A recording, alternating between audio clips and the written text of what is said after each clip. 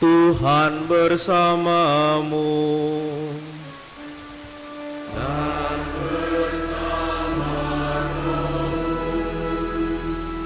inilah Injil Yesus Kristus menurut Santo Markus.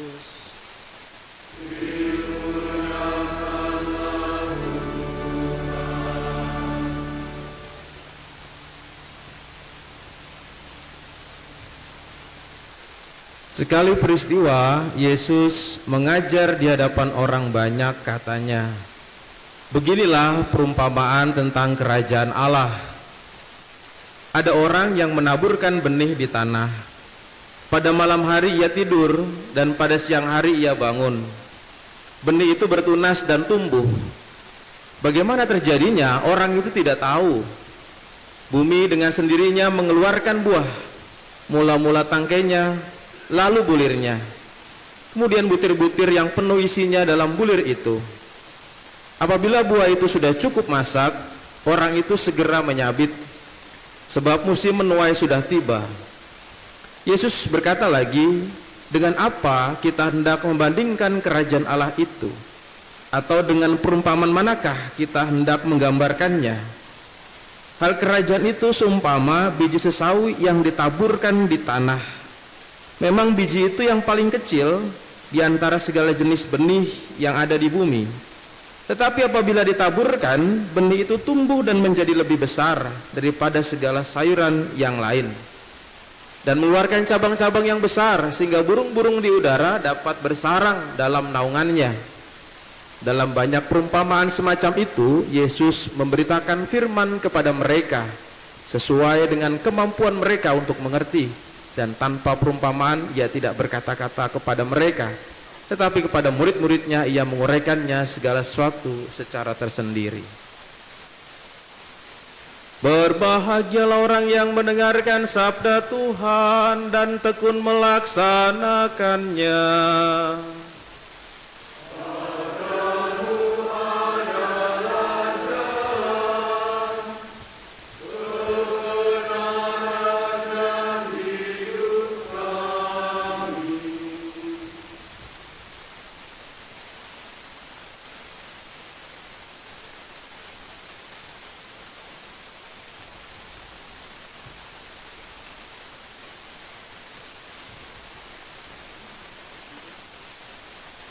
Bapak, Ibu, saudara-saudari yang dikasihi Tuhan, ada hal-hal yang dalam hidup kita itu kalau berkesan dan sangat menyenangkan kita, juga kita ingat. Ataupun juga yang tidak berkesan, pasti kita ingin segera melupakannya. Kalau kita makan permen atau merasakan permen, itu pengennya lama-lama ada di mulut kita, manis kan, enak gitu ya, lidah kita ingin merasakan manisnya dan terus begitu. Tapi permen cepat habis.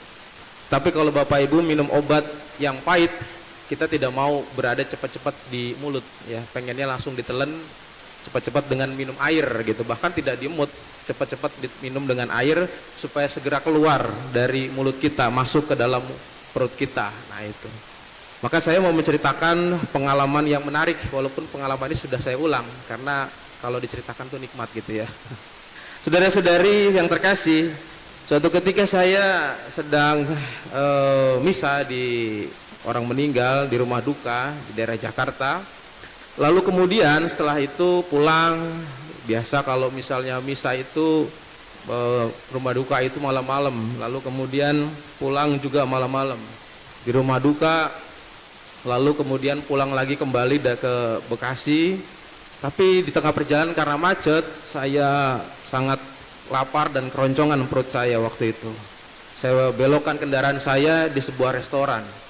Saya acak saja lah, pokoknya ada, nggak mau ini milih makan apa nih, nggak maksud situ ya, sesuai dengan budget begitu. Tetapi pada saat itu, lalu kemudian saya melihat bahwa saya salah belok rupanya. Karena yang saya belokkan itu, restorannya itu nampaknya itu mewah sekali begitu. Tapi karena sudah masuk, ya tidak mungkin akan keluar gitu. Penjaganya sudah menyambut dengan dengan gembira gitu, wajahnya senang. Kalau saya keluar lagi, dia bisa putus harapan, bisa depresi nanti. Saya masuk akhirnya. Lalu setelah saya masuk, saya baca-baca, udahlah saya beli ini segala macam. Lalu entah kenapa, apa yang saya pesan itu saudara-saudari, menunya itu kok lalu kemudian ada tambahan-tambahan lain gitu. Loh, saya nggak pesan ini, saya bilang gitu. Lalu kata pelayannya, Bapak makan saja, karena yang itu katanya, yang itu gitu. Yang itu siapa maksud saya? Yang itu sudah yang bayarin katanya. Pas saya lihat siapa, saya nggak kenal. Datanglah setelah saya makan selesai, ya ada seorang bapak-bapak, perutnya gendut, buncit, tanda makmur dan subur begitu ya. Kepalanya agak botak ya tidak ada di sini pasti ya. Lalu kemudian dia bilang sama saya, Romo masih kenal saya tidak? Ya. Jadi ternyata orang ini kenal saya. Ya. Saya ini dulu pernah ikut retret di Civita bersama dengan Romo waktu menjadi frater. Waktu itu saya belum Katolik. Saya ingat pada waktu itu Romo memberikan saya sebotol aqua. Lalu kemudian mengajak saya ngobrol. Nah, masih ingat gak Romo? Wah, kok dia tahu saya Romo gitu ya. Nampaknya dia sudah menjadi Katolik sudah lama dan sering ikut misa juga dan tahu saya juga. Tetapi pengalaman yang lalu itu, beberapa puluh tahun yang lalu ya, itu sudah lupa bagi saya. Tapi bagi dia masih ingat. Saya waktu frater memberikan sebotol aqua pada waktu itu. Dan dia cerita, pada waktu itu adalah ketika retret yang lainnya sedang ada ibadah, ada ekaristi dengan pastor yang lain, ya anak ini duduk sendirian, tidak ikut misa, lalu saya memberikan sebotol aqua saja. Saya mengatakan, selamat sore, nih minum nih, nanti supaya nggak haus gitu kan. Sudah, selesai, pengalaman itu aja. Dia ingat cuma itu saja, saya juga lupa dan dia ingatkan itu. Tapi tiba-tiba saudara-saudari, entah kenapa pengalaman itu membuat dia katanya, akhirnya saya tertarik menjadi Katolik. Dan dibaptis jadi orang Katolik, menikah dengan juga wanita Katolik, punya anak. Dan bersama dengan itu, dengan semangat Katolik, dia membangun restorannya itu. Ternyata itu pun restorannya dia. Dan beruntungnya saya bukan hanya gratis, ditambah juga makanan saya begitu. Saudara-saudari yang dikasih Tuhan, saya mau mengatakan adalah bahwa peristiwa ini bukan berarti saya karena senang makan gratis, bukan begitu ya, atau dibayarin ya. Kalau ada begitu berarti namanya adalah penyelenggaraan ilahi itu. Tetapi yang saya maksud adalah bahwa dari pengalaman itu, kok bisa sebotol aqua bisa mempertobatkan orang masuk menjadi Katolik, dan dengan semangat Katolik dia membangun restorannya. Kok bisa seperti itu? Gak mungkin, saya gak percaya itu ya. Tetapi mau gak mau saya alami itu. Dan itulah yang pada hari ini saya renungkan. Ternyata itulah yang dikatakan benih yang ditabur, bukan kita yang mengerjakannya, tetapi Tuhan yang mengerjakannya. Pagi-pagi kita tabur, siang kita biarkan, malam kita tidur, tiba-tiba besoknya sudah tumbuh. Tanpa kita melakukan apa-apa, dia sudah tumbuh. Dan itu adalah karya Allah. Jadi yang diumpamakan Yesus pada hari ini benar adanya terjadi sesuai dengan kenyataan seperti itu. Baru-baru juga kemarin saya ketemu dengan seorang mahasiswa di salah satu fakultas negeri yang ternama di Indonesia. Dan dia menyapa saya, Pater, masih ingat tidak? Saya dulu di Papua, muridnya Pater. Saya dulu di Papua itu tidak pernah mengajar di sekolah umum. Kok dia bilang murid saya? Dia jelaskan lagi, saya pernah buka satu kelas, itu adalah kelas hutan gitu ya. Jadi di hutan-hutan itu bikin kelas, lalu anak-anak yang tidak bisa membaca itu, yang sudah dewasa umurnya, sudah SMP segala macam itu, saya ajar di situ. Beaba, teutu, batu begitu. Lalu itu susah 3 bulan, sampai bahkan 6 bulan mereka menghafal alfabet itu nggak hafal-hafal. Tetapi dengan mengajarkan itu, tiba-tiba anak ini dia berterima kasih karena beaba, teutu itu saya bisa sampai sekarang ini jadi bisa membaca dan menulis. Padahal waktu dulu itu menghafal itu susah sekali. Saya bingung juga, ternyata cuma hal seperti itu yang sepele itu, ternyata dia bisa masuk di perguruan tinggi yang ternama di Indonesia ini. Saudara-saudari yang dikasih Tuhan, karya Tuhan itu ternyata itu bekerja, melakukan segala sesuatu yang tidak kita duga. Pertanyaannya adalah, apakah kita yang sekarang ini melakukan karya Tuhan itu memperhitungkan. Kenapa saya sudah begini kok orang ini tidak masih begitu saja? Kenapa saya sudah buat begini, orang itu kok masih begitu saja? Anak saya masih begini saja. Saya sudah melakukan ini, anak saya masih begitu saja. Nggak berubah-berubah, orang ini nggak berubah-berubah. Suami saya nggak berubah-berubah, istri saya nggak berubah-berubah. Sepertinya kita menyalahkan segala sesuatu yang sudah kita lakukan kepada Tuhan. Tetapi ternyata Tuhan juga punya caranya sendiri dalam karyanya untuk melakukan hal itu. Saudara-saudari, maka yang dipentingkan adalah bagaimana sebagai orang yang menabur itu banyak menaburkan hal-hal yang baik tanpa juga memperhitungkan hasilnya. Karena hasilnya itu adalah Allah yang mengerjakan, memprosesnya, dan pada waktunya Allah juga yang memetiknya. Dan dikatakan di sini, bila buah itu sudah cukup masak, orang itu segera menyabit sebab musim menuai sudah tiba. Kita tidak tahu kapan musim menuainya, hanya Allah yang memprosesnya dan tahu musim menuainya. Maka saudara-saudari, bagi kita semua yang diminta untuk mewartakan kabar sukacita, mewartakan evangelisasi, pewartaan Injil, kabar baik, kebaikan itu yang disebarkan. Jadi kerajaan Allah itu tumbuh, hidup dan besar itu karena hal-hal yang sepele yang kita taburkan. Yang baik tentu saja, bukan yang tidak baik, yang baik yang kita taburkan. Tadi memberikan aqua, sebotol aqua, yang sangat sederhana. Apabila saudara-saudari melakukan yang lebih daripada itu, mungkin hasilnya lebih besar lagi. Dan itu adalah hal-hal yang tidak terduga, dan yang mengerjakan adalah Allah sendiri.